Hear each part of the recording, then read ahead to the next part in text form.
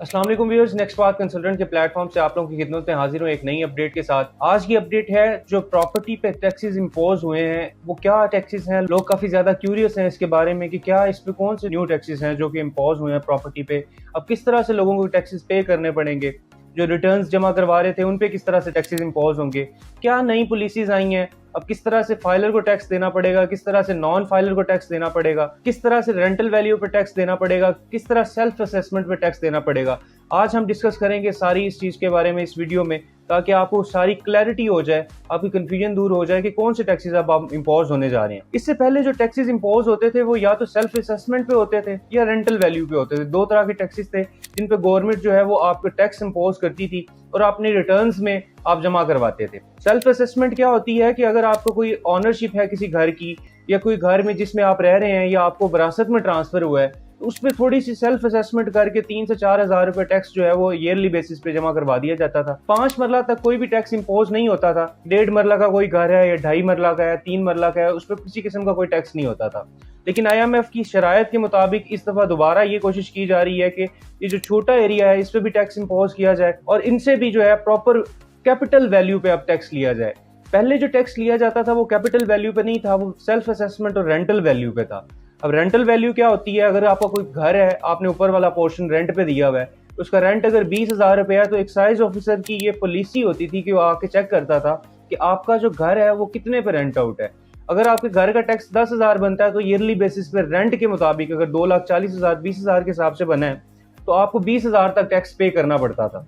इस तरह से आप जो है वो अपने रिटर्न में जमा करवाते थे और आपकी टैक्स जो है वो क्लियर हो जाता था। लेकिन जो अब टैक्स IMF की तरफ से इंपोज किया गया है वो ये कहा गया है कि ना तो सेल्फ असेसमेंट एक सही तरीकेकार है जो लोग बताते हैं, ना ही कोई रेंटल वैल्यू सही बताता है। तो अब जो टैक्स इंपोज किया गया है वो कैपिटल वैल्यू पे टैक्स इंपोज किया गया। जैसे कि गाड़ियों पे पहले CVT इंपोज किया जाता था, इसी तरह अब जो है प्रॉपर्टी पे भी CVT इंपोज कर दिया गया है। अब जो आपकी कैपिटल वैल्यू होगी उस पे टैक्स दिया जाएगा और वो टैक्स सेलर और बायर के लिए किस तरह होगा, किस तरह आपने रिटर्न में जमा करवाना है, उसके बारे में देखते हैं कि अगर कोई सेलर है तो उसके ऊपर टैक्स किस तरह इंपोज होगा। जो पहले मौजूदा टैक्स हैं वो कौन से हैं। फाइलर जो है वो 3% टैक्स देता है, नॉन फाइलर 10.5% टैक्स देता है और जो नॉन फाइलर अगर सेल करता है कोई चीज तो 6% जो है वो टैक्स देता है। इसमें जो चेंजिंग आई है वो मैं आपके साथ डिस्कस करने जा रहा हूँ। फाइलर अगर कोई चीज परचेज करता है 5 करोड़ की मालियत की तो उसके ऊपर 3% टैक्स जो है वो इंपोज होगा।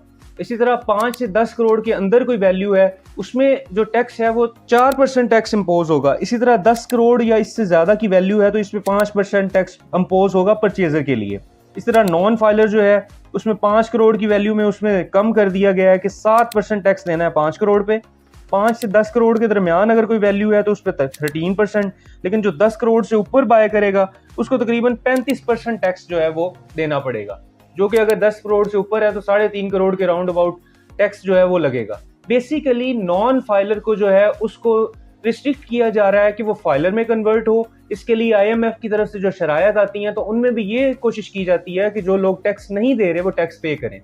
तो ज्यादा ये जो टैक्स इंपोज करने की वजह है कि नॉन फाइलर को फाइलर में कन्वर्ट करना है, जो कि जरूरी भी है। इसी तरह सेलिंग में जो है फाइलर के लिए वो सेम टैक्सेस की स्लैब है। 5 करोड़ पे 3% है, 5 से 10 करोड़ के अंदर 4% है और 10 करोड़ से ज्यादा की वैल्यू पे तकरीबन 5% है। नॉन फाइलर के लिए 5 करोड़ पे 12% है, 5 करोड़ से 10 करोड़ के अंदर 18% है और 10 करोड़ से ऊपर अगर वैल्यू जाती है तो ये सेम 35% है। और मैं एक और चीज आपको बताता चलूं, इसमें स्टैंप ड्यूटी या TMA के चार्जेस शामिल नहीं है। ये जस्ट वो टैक्स है जो कि आपने अपने FBR की वेबसाइट पे अपडेट करना होता है। और एक और बात जो IMF की तरफ से अंदिया है कि इस दफा इंस्टॉलमेंट की जो प्रॉपर्टीज हैं उन पे भी टैक्स इंपोज किया जाएगा और उनकी भी स्लैब्स आई थिंक सो कि सेम ही होंगी। अकॉर्डिंग टू ऑब्जर्वेशन यही लग रहा है कि इंस्टॉलमेंट पे जो प्लान लेते थे, जो प्रॉपर्टीज बाय करते थे, उन पे भी सेम स्लैब से टैक्स जो है वो इंपोज किया जाएगा, उनसे भी सेम तरह से टैक्स लिया जाएगा। क्योंकि पहले इंस्टॉलमेंट वाली प्रॉपर्टी जब तक मैच्योर नहीं होती थी उस पर कोई टैक्स नहीं होता था। एक तरह से ये अच्छी बात भी है। पहले जब प्रॉपर्टी 2021 में देखें तो आती थी तो उसमें एक अनएक्सपेक्टेड सा जो ऑन है वो डिमांड किया जाता था। चीज जो है